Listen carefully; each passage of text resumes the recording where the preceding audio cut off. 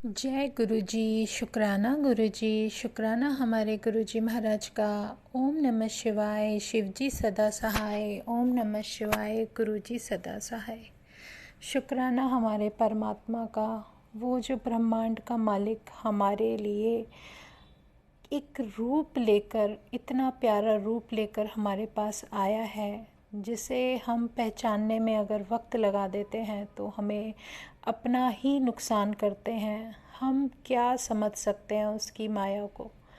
वो उसकी लीला अपरंपार है, उसकी महिमा अपरंपार है। वो कब कैसे कहाँ क्या कर दे।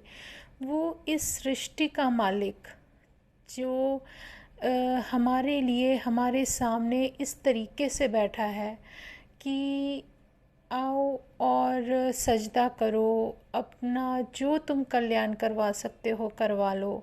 लेकिन अगर हमारे अंदर कमी हो संगत जी, तो हम कैसे उस रब को पाएं, उस रब के पास कैसे जाएं, उस रब से कनेक्शन कैसे बनाएं। बहुत सारे क्वेश्चन हमारे हमेशा दिमाग में दौड़ते रहते हैं। जब जितना मिल जाए उतना कम लगता है। हमारे इच्छाएं एक तो कभी ख़त्म नहीं होती, और इच्छाओं में हमेशा यही शामिल रहता है कि अब हमारा ये बाकी है, अब हमारा ये बाकी है। लेकिन हम ये नहीं देखते कि उस रब की जो कृपा हम पर हो रही है, उस कृपा को हम कैसे पहचाने। हम जब भी किसी काम के लिए सोचते हैं संगत जी, तो वो काम कैसे हो के ईज़िली चला जाता है, और तुम लोगों को एहसास भी नहीं होता कि अरे हमने तो ये सोचा था और ये हो भी गया। ये हमारे मालिक की बहुत बड़ी वडियाई है, उसकी बहुत बड़ी मेहर है कि उस परमात्मा ने हमारा साथ दिया और हमें इन कष्टों से कैसे निकाला। अगर हम उसका शुक्राना ना करें तो क्या करें। शुक्राना तो एक ऐसा छोटा सा शब्द है, लेकिन इसमें बहुत बड़ी एक ज़िंदगी छुपी रहती है, जो किसी भी मरते हुए को भी जीवन दे देती है। ये हमारे मालिक की वडियाई है, उसकी मेहर है, उसका इतना ज़्यादा एहसान है हमारे जैसे जीवों के ऊपर। जो जिसने ये पूरी दुनिया बनाई, जिसने हम लोगों को बनाया। हमारे पास अपना कुछ है ही नहीं, सब कुछ उन्हीं का दिया हुआ है। ये चीज़ें, ये सामान, ये जिसको देखकर इंसान के मन में लालच आता है, वो लालच हमें अपने भगवान से दूर करता है। क्या चीज़ नहीं है हमारे पास, सब कुछ तो है, लेकिन एक मन का सुकून, एक मन में जो शांति होनी चाहिए इंसान के, वो शांति अगर इंसान के पास ना होना, तो सब कुछ उसे मिल जाए तब भी उसको कभी शांति नहीं मिलती। उसकी हमेशा मन में कोई ना कोई जिज्ञासा रहेगी कि अब मेरा ये हो जाए, अब मेरा वो हो जाए। लेकिन परमात्मा ने जो प्लानिंग हमारे लिए की है, हर चीज़ हर अपने सही वक्त पर ही हमें मिलेगी। ये उसकी ही प्लानिंग है कि कब हमें क्या मिलना चाहिए। जैसे हम अपने बच्चों के लिए सोचते हैं, एक अगर क्लास में वो है, तो सपोज़ कीजिए कि वो अगर फोर्थ स्टैंडर्ड में है, फिफ्थ में है, थर्ड में है, तो वो उस स्टैंडर्ड में पहले बैठकर अपनी पूरी पढ़ाई करेगा, एग्ज़ाम देगा, फिर नेक्स्ट क्लास में जाएगा। ये तो नहीं कि हम उसे 4-5 सेक्शन एक साथ करा दें, तो ऐसा तो हो ही नहीं सकता। हर चीज़ का अपना वक्त होता है। जैसे फल पकने के बाद ही हमें खाने में अच्छा लगेगा, कच्चा फल हमें अच्छा नहीं लगेगा। अगर हम सब्ज़ी बना रहे हैं तो वो कच्ची हमें अच्छी नहीं लगेगी, हमें पकी हुई मिलेगी, इस अच्छे से बनी हुई मिलेगी, तभी अच्छी लगेगी। इसी तरह हमारा जीवन है। हमारे जीवन में जो कुछ भी मिलता है हमें, हमारे परमात्मा की मर्ज़ी से अगर मिलता है तो वो बहुत अच्छा और बेहतर होता है। और अगर हमारे जैसा इंसान चाहे तो वो सब कुछ पहले से ही, जल्दबाजी के कारण सब कुछ पहले ही लेना चाहेगा। तो ऐसा लालच तो हमारा अच्छा नहीं। हर चीज़ वक्त पर मिलती है, इसके लिए हमारे अंदर एक धैर्य, एक सुकून होना चाहिए, जिस सुकून को पाने के लिए लोग कितने सालों तपस्या करते हैं, अगर वो सुकून तुम्हारे पास है, घर में रहते हुए है, तो इससे बेहतर चीज़ है ही नहीं हमारे जीवन में। और हमारा परमात्मा जिसके लिए लोग इतना तप करते हैं, जगह जगह जाते हैं, भाग दौड़ करते हैं, अगर वो हमारे पास हमारे साथ बैठा है तो हमें किसी चीज़ की ज़रूरत नहीं है। उसने हमें सिर्फ 3 चीज़ें सिखाई हैं कि आप सत्संग करो, सिमरन करो, आप सत्संग करो, सिमरन करो और सेवा करो। सेवा क्या है? सेवा हमारी जो भी जितनी भी सॉल्स हमारे साथ हमारे घर में जो हमारे रिलेशन है, वो सारी सॉल्स ही तो हैं, वो बर्थ लेकर आई हैं। संगत जी, ये जो हर बार जो नया जन्म होता है, उस सॉल का उससे रिलेटेड जितने कनेक्शन होते हैं, जितने रिलेशन होते हैं, वो सारे उसके अपने कर्मों के आधार पर होते हैं। अब ये जो कनेक्शन हमें मिले हैं, ये सारी सॉल्स ही हैं। अगर हमारे पुत्र बनकर आए हैं तो वो भी सॉल है, ज़रूर कोई पिछला कर्ज है जो वो चुकाने आए हैं। और इसी तरीके से हमारे पेरेंट्स हैं या कुछ भी है, कोई भी रिलेशन होता है, वो सब सॉल्स का आपस का कुछ कर्मास का कनेक्शन होता है, कुछ लेना देना होता है, जिसको इस बर्थ में हमें पूरा करना है। लेकिन ये हमारे मालिक की मेहर है कि वो हमारे साथ है और हमारा सारा बैलेंस, हमारा अकाउंट संभाले हुए है। गलती हर इंसान से होती है, कोई दूध का धुला नहीं है। किसी इंसान में ऐसा हो ही नहीं सकता कि कोई कमी ना हो, कमी हर इंसान में होती है। लेकिन अपनी कमियों को दूर करना और करने की चाहत, यही सबसे बड़ा बदलाव होता है हमारे अंदर। जब हमारा रब हमारे साथ होता है तो हमारी कोशिश ये होती है कि हम अपने उस रब को खुश करने के लिए जो वो चाहता है, जैसे चाहता है वैसे करते चले जाएं। उसकी मेहर है, उसकी मर्ज़ी है, उसके इशारों पर ही हमें चलना है, उसने ही हमारी नैया पार लगानी है इस भव सागर में, नहीं तो हम डूब जाएंगे और डूबते ही रहेंगे। डूबने का मतलब ये नहीं होता कि आप पानी में डूब जाएंगे। संगत जी, सच में रियलिटी हकीकत ये है कि भव सागर में पार उतरने का मतलब होता है मुक्ति का मिलना। मुक्ति कब मिलती है? जब हमारा रब चाहे और हमारे अंदर की जो इच्छाएं हैं, जो जिज्ञासाएं हैं, जो भी कुछ चलता है, वो सब शांत हो जाए, उस सब से शांति मिल जाए। और जितना हो सके आप लोगों का जितना भला कर सकते हो करो। अगर भला नहीं कर सकते तो कम से कम बुरा भी मत करो। इतना बुरा मत करो कि कोई आपसे परेशान हो जाए या दुखी हो जाए, तो ऐसा कुछ मत करो। लेन देन सारा हमारे प्रभु ने संभाला है, किसका क्या लेना देना है सब वो क्लियर कराते चले जाते हैं। वो अकाउंट तो होल्डर हैं, उनके पास सब कुछ है, उन्हें पता है हमारे लिए क्या सही है, हमारे लिए क्या गलत है। जहाँ उन्होंने स्टॉप कर दिया वहीं रुक जाओ। जहाँ वो कहते हैं कि यहाँ रहना है, यहाँ नहीं रहना, तो सब कुछ उसी हिसाब से चलो। और ये हमारे मालिक की बहुत बड़ी वडियाई है। संगत में जी, जब हम उन पर विश्वास करते हैं तो हमारा विश्वास इतना मल्टीपल होके होना चाहिए, इतना होना चाहिए कि अगर हमें कुछ बर्दाश्त करना पड़े या कुछ झेलना पड़े तो झेल जाओ। क्योंकि हो सकता है उसमें कुछ कर्मास क्लियर हो रहे हैं, कुछ का बैलेंस बन रहा है, कुछ क्या बन रहा है क्या नहीं बन रहा, वो सब मालिक की मर्ज़ी है। हमारे हाथ में तो कुछ है ही नहीं। तो हम क्या कर सकते हैं? हम सिर्फ सिमरन कर सकते हैं। जैसे हमारे रब ने बोला था ना कि सेवा, सत्संग और सिमरन, ये 3 चीज़ें हैं। सेवा घर से शुरू होती है। आपके ऊपर जो भी रिस्पॉन्सिबिलिटीज़ हैं वो सब सेवा में होती हैं। जितनी सॉल्स साथ में रहते हैं, आप उनका काम कर रहे हो तो आप सेवा ही कर रहे हो। वो कोई ऐसा नहीं है कि वो आपकी सेवा में नहीं है। जिम्मेदारी है, रिस्पॉन्सिबिलिटी है। वो इसीलिए तो आई है कि पिछला कुछ तुम्हें बकाया चुकाना है, इसलिए आप उसकी ज़िम्मेदारी उठा रहे हो। ये बहुत बड़ी बात है। और इसी तरीके से अगर सेवा आपकी कॉन्टीन्यूसली चलती है, आप सब कुछ करते हो, उसके साथ आप सिमरन करोगे। सिमरन मतलब नाम जप करना। नाम जप करते हो, सिमरन करते हो, कोई भी टाइम ले लो आप, जब आपको सुकून मिले, शांति मिले, तब आप उस प्रभु का सिमरन कर लो। कितना टाइम लगाओगे वो आपकी इच्छा पर निर्भर करता है, हमारे ऊपर नहीं करता। जैसे आप मैनेज कर सकते हो करो। तीसरा होता है सत्संग। सत्संग का मतलब क्या होता है? हमारी सॉल को प्योर करना।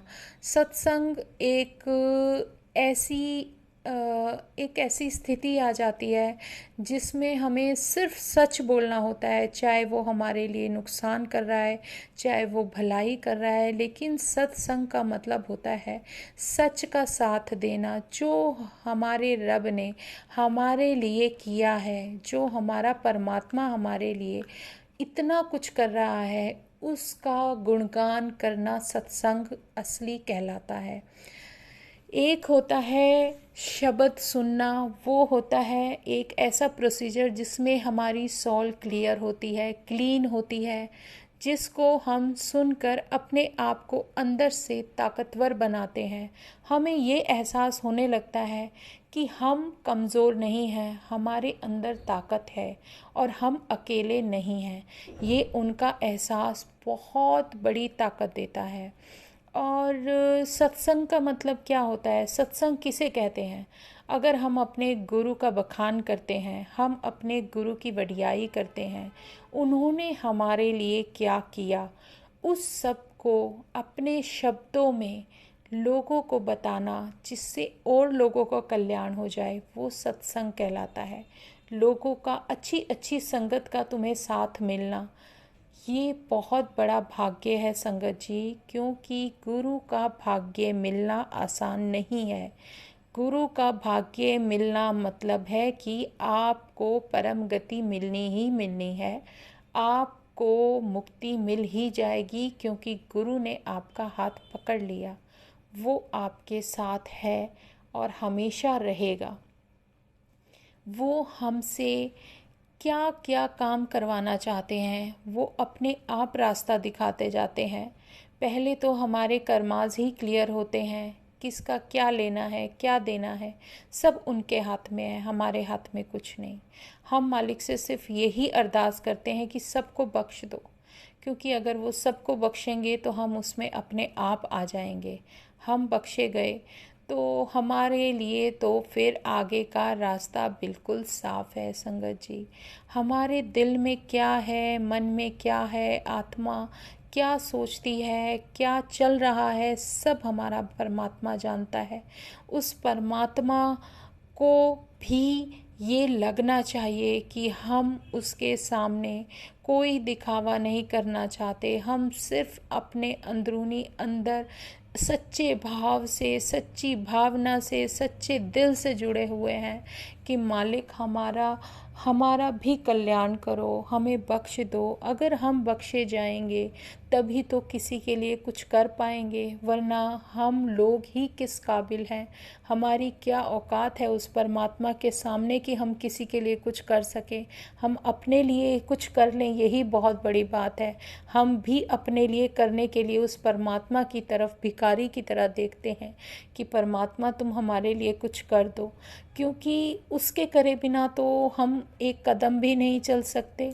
औरों का पता नहीं, लेकिन मैं तो नहीं चल सकती। सांसें उसकी दी हुई हैं, ये शरीर उसका दिया हुआ है, सब कुछ उसका दिया है, सिमरन उसका है, नाम जप उसका है। अगर कुछ भी मिलेगा तो मुझे उसी से मिलेगा। उसका नाम जप करूँगी तो कुछ मिलेगा, उसका सिमरन करूँगी तो कुछ मिलेगा, और अगर मैं उसकी तरफ देखूँगी तो मुझे प्यार मिलेगा। उनकी तरफ देखूँगी, मैं क्या हुई फिर? हम तो सब संगत जी एक भिखारी हैं। हम लेने वाले हैं, हम देने वाले नहीं हैं। हम देने वाले तब बनेंगे जब वो परमात्मा हमें कुछ देगा। वो हमें देगा तो हम किसी को कुछ देने लायक होंगे। इसलिए कभी अपने अंदर घमंड मत करना, कभी ये मत सोचना कि मैंने ये किया, मैंने वो किया। वो तुम्हें दे रहा है तो तुम किसी को दे रहे हो।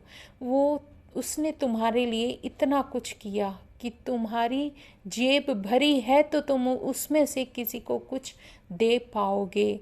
तो अपने अंदर ईगो तो कभी मत रखना, कोई घमंड मत रखना, क्योंकि जिसने दिया है उसे लेने में वक्त नहीं लगता।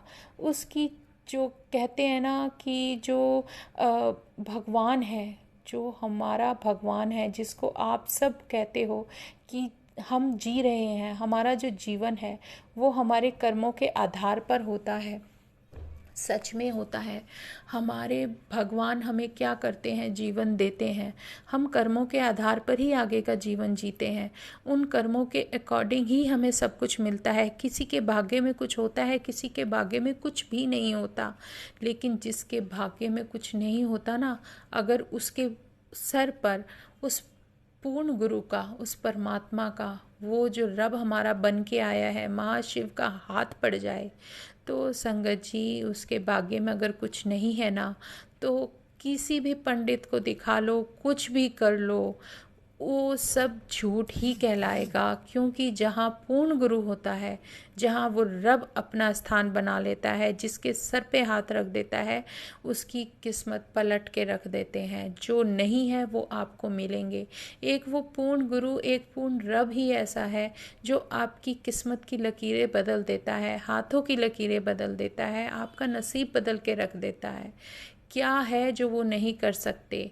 वो ब्रह्मांड में चलने वाले उन ग्रहों की दिशा तक बदल सकते हैं, वो सूर्य की रोशनी रोक सकते हैं, वो सब कुछ कर सकते हैं, क्योंकि वो मालिक है, उसने सब कुछ बनाया है। अगर वो बनाने वाला है तो वो उसको मिटाने वाला भी है। और अगर तुम उसके चरणों में सच्चे मन से गिर जाते हो, नहीं है तुम्हारे पास कुछ भी, कोई संदेह मत करो। अगर नहीं भी है तो वो तुम्हें इस तरीके से रखेगा कि तुम्हें कभी कोई कमी होगी ही नहीं। तुम्हारे कहने से पहले तुम्हारी सारी चीज़ें वो अपने आप पूरी करते हैं। सिर्फ एक चीज़ मांगते हैं, सरेंडर। सरेंडर जब हम कर देते हैं ना, तो सरेंडर एक बहुत बड़ा वर्ड होता है। हम कह तो देते हैं सरेंडर, लेकिन सरेंडर का जो मतलब होता है ना संगत जी, सरेंडर का मतलब होता है कि बिल्कुल अपने आप को उनके इशारों पर नचाना। सरेंडर करने का मतलब है हमारी अपनी सोचने की क्षमता को ख़त्म करना, अपनी इच्छाओं को ख़त्म करना। वो जैसे चला रहा है चलो।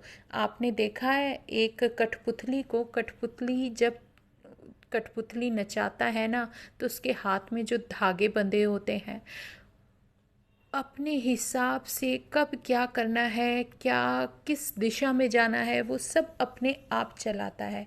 इसी तरीके से हम लोग हैं, हम क्या करेंगे, कब करेंगे, कहाँ जाएंगे, कहाँ नहीं जाएंगे, ये सब उस मालिक की मर्ज़ी है।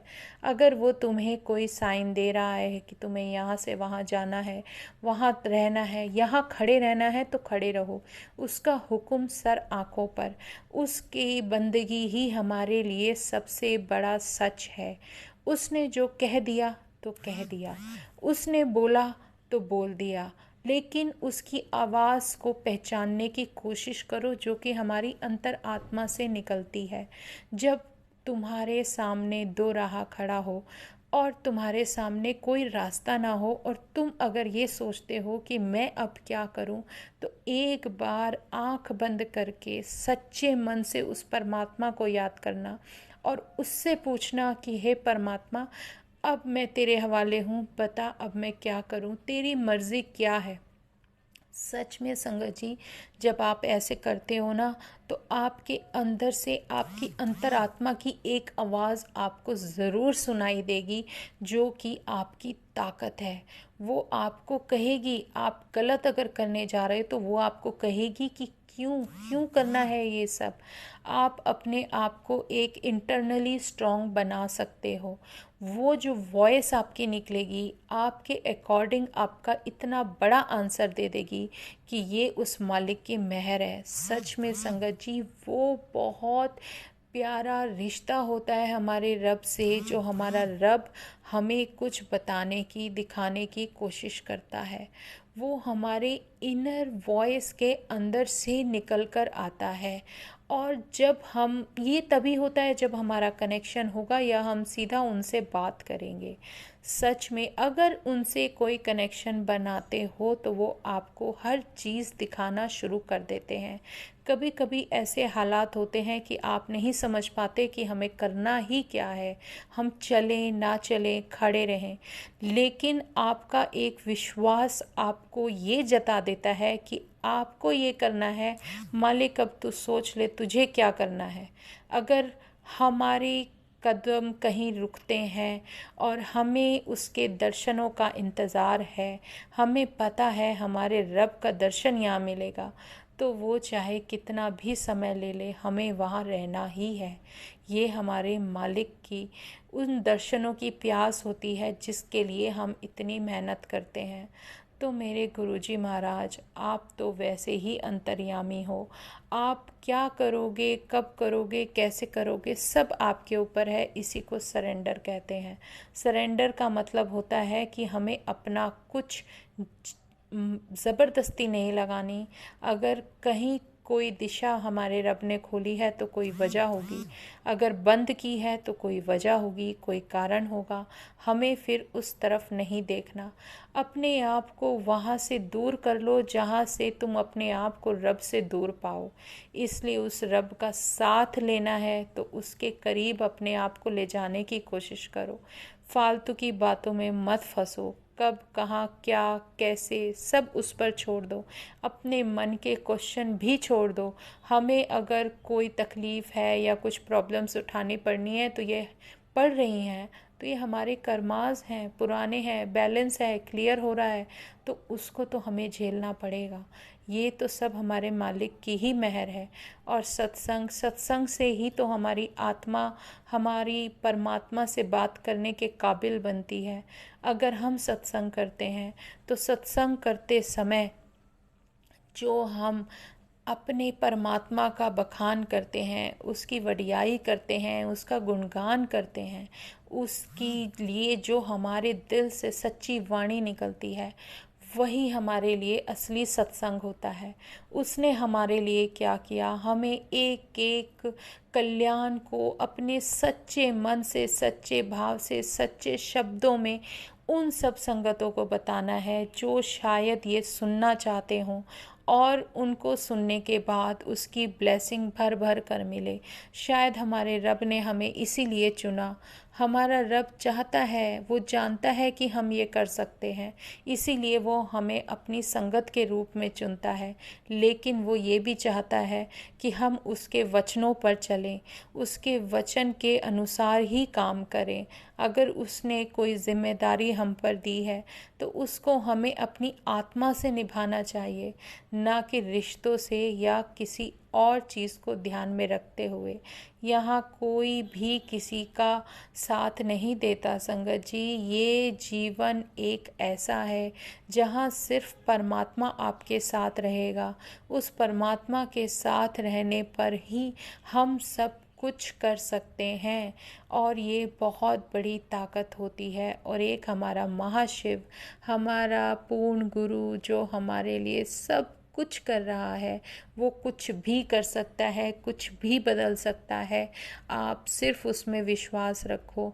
अगर कुछ मिलने में देरी हो रही है तो ये हम ही खुद उसका बहुत बड़ा कारण है, क्योंकि हमारे कर्मास ही ऐसे होंगे जिसको बदलने में, जिसको सही करने में उसको वक्त लग रहा है।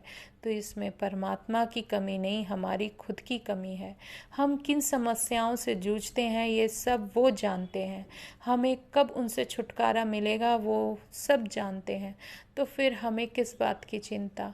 चिंता तो हमें करनी ही नहीं, क्योंकि चिंता से ही हमारे शरीर में पता नहीं कितने रोग लग जाते हैं। उन रोगों से छुटकारा पाना भी भारी पड़ जाता है। तो संगत जी, जितना हो सके उन पे विश्वास रखो और अपने मालिक की वडियाई करो। चाहे आपको वो 2 मिनट का सत्संग दे या 5 मिनट का सत्संग दे, आप सुनो, बताओ और संगत को भी सबको सुनाओ, उसी को सत्संग कहते हैं। अगर आप अपने रब का गुणगान कर रहे हो ना संगत जी, चाहे 5 मिनट कर रहे हो, तो उसमें आप सामने वाले को भी ब्लेसिंग दोगे और उस ब्लेसिंग का फ़ायदा आपको भी होगा और उनको भी होगा। तो शुक्राना हमारे गुरुजी महाराज का। आज हम अपना सत्संग यहीं विराम करते हैं। अब कल सत्संग में फिर मिलेंगे। ओम नमः शिवाय। शिव जी सदा सहाय। ओम नमः शिवाय। गुरु जी सदा सहाय। शुक्राना शुक्राना शुक्राना, अनंतम शुक्राना हमारे गुरुजी महाराज, अनंतम शुक्राना।